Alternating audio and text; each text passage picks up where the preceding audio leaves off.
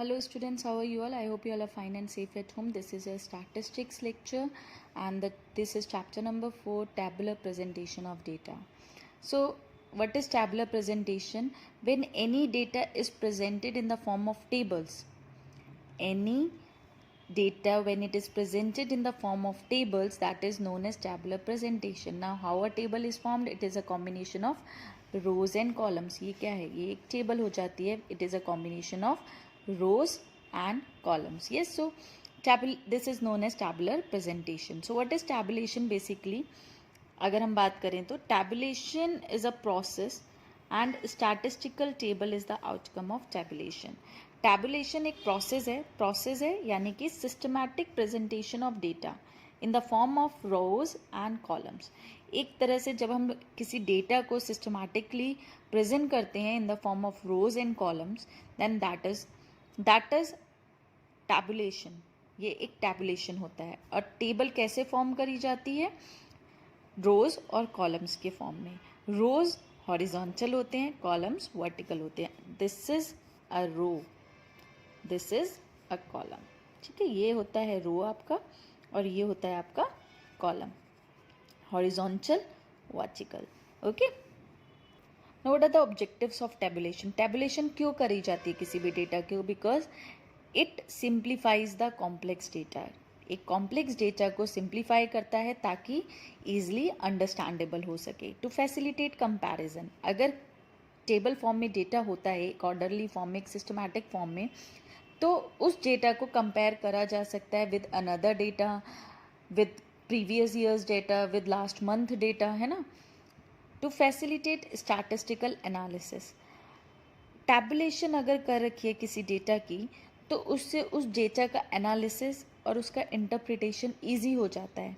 It means कि उसके through various tools को यूज़ करके उसके स्टैटिस्टिकल टूल्स को यूज़ किया जा सकता है. फॉर एग्जांपल, अगर आपके पास एक पर्टिकुलर डेटा है रोज़ और कॉलम में, तो आप उससे उसका मीन, मीडियन, मोड, क्वार्टाइल, है ना, कैलकुलेट कर सकते हो. प्राइस इंडेक्स अगर ज़रूरत है तो वो भी कैलकुलेट कर सकते हो. सिमिलरली एवरेजेस, डिस्पर्जन, कोरिलेशन, बहुत सारी चीज़ें आप उससे कैलकुलेट कर सकते हो.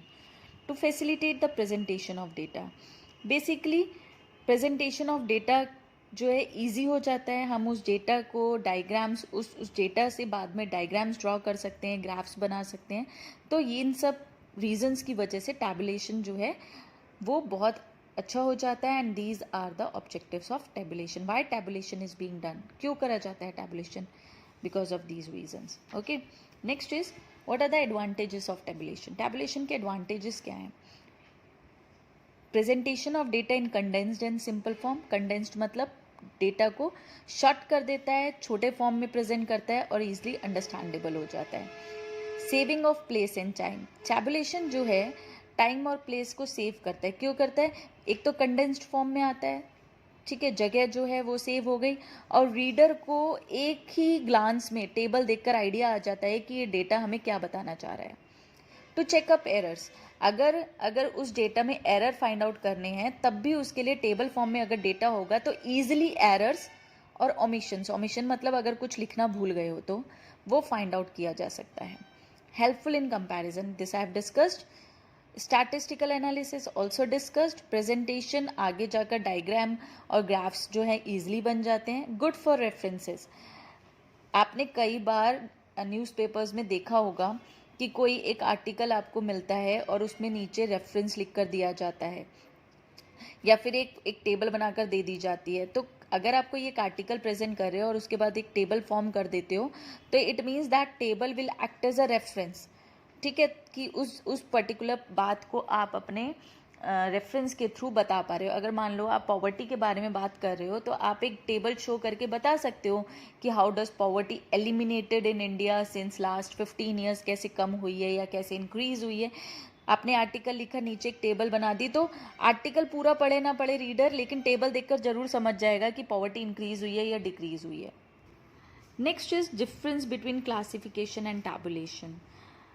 Classification we have studied already this chapter. Yes, अगर हम ऑर्डर की बात करें तो टैबुलेशन से पहले क्लासिफिकेशन हो जाता है और क्लासिफिकेशन के बाद टैबुलेशन होता है. ऑब्जेक्टिव, यहाँ पर क्लासिफिकेशन में क्या होता है?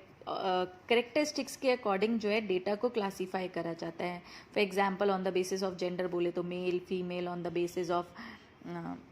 बेसिस ऑफ अगर हम बात करें इनकम तो बिलो दिस अमाउंट और अबव दिस अमाउंट, या फिर हम on the basis of geographical area बात करें तो डिफरेंट स्टेट्स या डिफरेंट कंट्रीज, तो करेक्टरिस्टिक्स के बेसिस पर क्लासीफाई किया जाता है.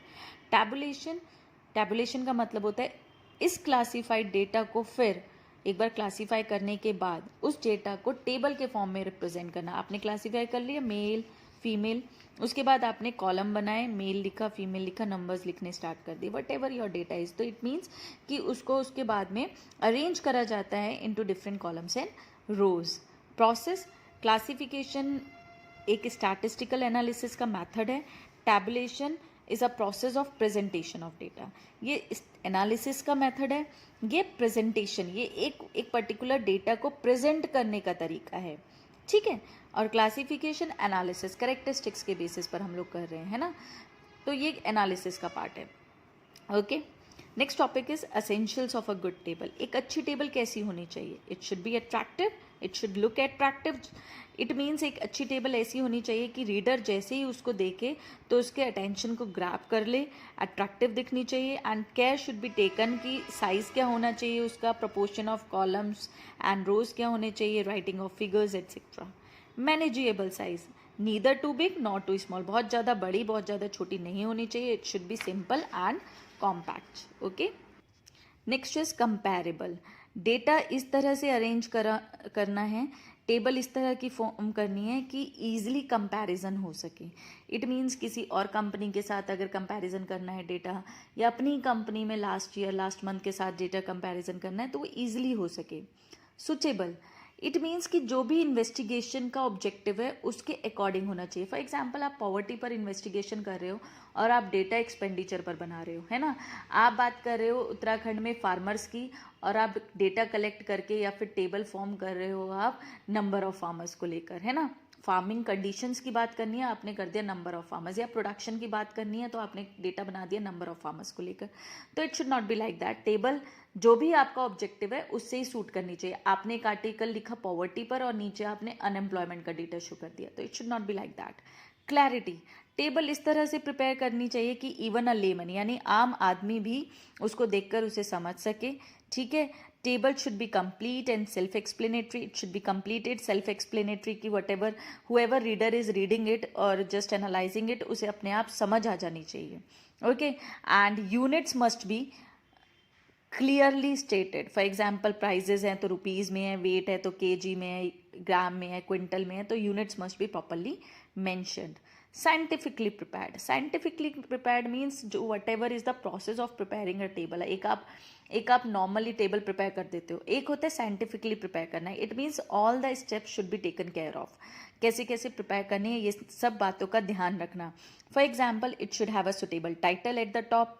टाइटल होना चाहिए. Foot note should be given. अगर ज़रूरत है तो नीचे फुट नोट, टेबल के बाद एक फुट नोट बनाना चाहिए. और अगर कहीं पर आपने कुछ पर्टिकुलर कनेक्शन करा है, कोई वर्किंग नोट प्रिपेयर करा है या कोई फिगर आपने कहीं से रेफरेंस से ली है तो उसके आगे एस्ट्रिक मार्क्स लगाना और फिर नीचे उस एस्ट्रिक मार्क के बारे में बताना. फॉर एग्जांपल आप जब प्रोडक्ट लेकर आते हो, कोई भी इलेक्ट्रॉनिक आइटम लाते हो, तो आपको कई बार वहाँ पर एस्ट्रिक मार्क दिखता है और नीचे एस्ट्रिक मार्क का मतलब लिखा होता है दैट नो गारंटी और वारंटी, या फिर guarantees of this much year और warranties of this much year. तो इस तरह से होते हैं. ठीक है. Certain figures which are to be emphasise. जो बात आपने पर्टिकुलरली उस टेबल पर जिस बात पर एम्फेसाइज करना है उसको डिस्टिंक्टिव टाइप में टाइप करना है, लिखना है. For example in a circle और इन अ बॉक्स और इन बिटवीन बोल्ड लाइन्स. जिस तरह से रीडर को पता चल जाए कि ये पर्टिकुलर जो डेटा है, ये पर्टिकुलर इंफॉर्मेशन है, इस पर एम्फेसाइज डाला गया है. Okay, so these are the essentials of a good table. Now let's move on to the parts of a table. I'm telling you this parts of a table, I'm explaining you this.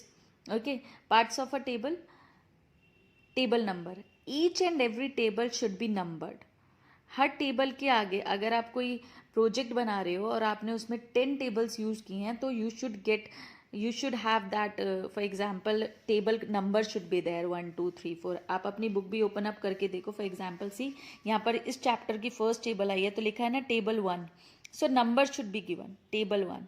Yes, इस तरह से table का number होना चाहिए ताकि एक table दूसरे table से अपने आप को डिस्टिंग्विश कर पाए।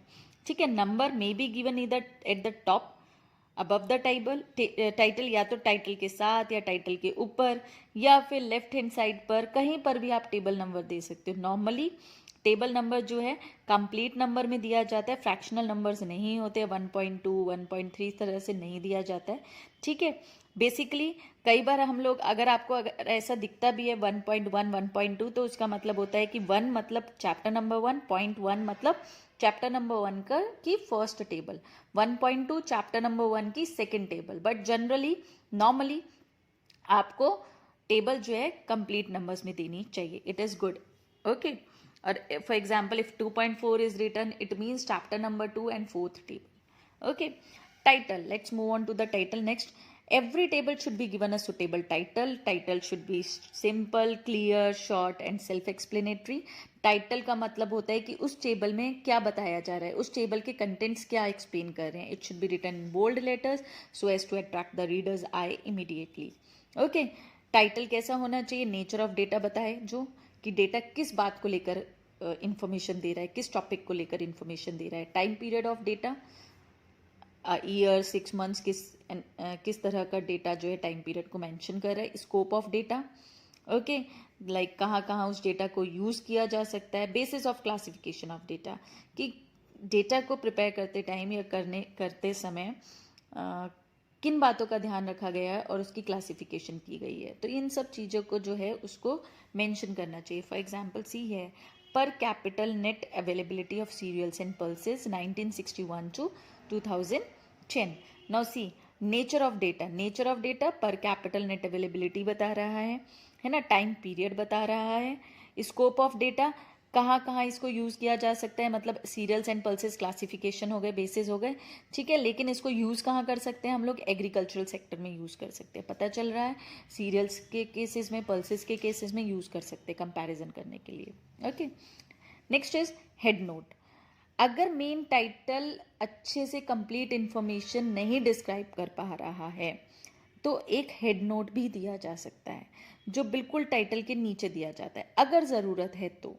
Head note is also known as prefatory note. For example unit दी जा सकती है ना। फॉर एग्जाम्पल यहाँ पर क्या दिया जा सकता था हेड नोट में, इन क्विंटल्स। अगर हम ये लिख देते हैं यहाँ पर, क्योंकि इन्होंने सीरियल्स और पल्सेस की यूनिट तो बता ही नहीं है, तो इन क्विंटल्स, तो इससे कंप्लीट इंफॉर्मेशन हो गई। Okay, next is captions and stubs. Captions are the headings given to the vertical column. जो वर्टिकल कॉलम है उसकी हेडिंग्स को कैप्शंस बोलते हैं। ठीक है, और जो हॉरिजॉन्टल होता है, हॉरिजॉन्टल, इसकी हेडिंग को स्टब बोलते हैं। क्या बोलते हैं, stubs. Okay, body of the table, this is the body of the table. यहाँ से यहाँ तक, ये यहाँ से यहाँ तक, this is the body of the table. ये बॉडी ऑफ द टेबल है। Okay, this is body of the table. Okay, it is the main part of the table. Next is footnote. If the table is of complex nature तो हम चाहें तो footnote भी दे सकते हैं, like I've told you asterisk के case में। source कि आपने ये टेबल कहाँ से ली है। ठीक है, अगर आपने नेट से ली है तो उसका लिंक क्या है, किसी बुक से ली है तो उस बुक का रेफरेंस, उस बुक का नेम, एडिशन, पब्लिशर, राइटर कौन है, ये आपको अपने प्रोजेक्ट में लिखना पड़ता है। Okay, so these all are the parts of a table. See title, head note if any, caption, stubs, है ना, head note if required, body of the table, footnote and source. So there are 7 parts of the table. Okay, so this is about the table. I hope you understood this. This is all for today, students. Thank you and have a nice day.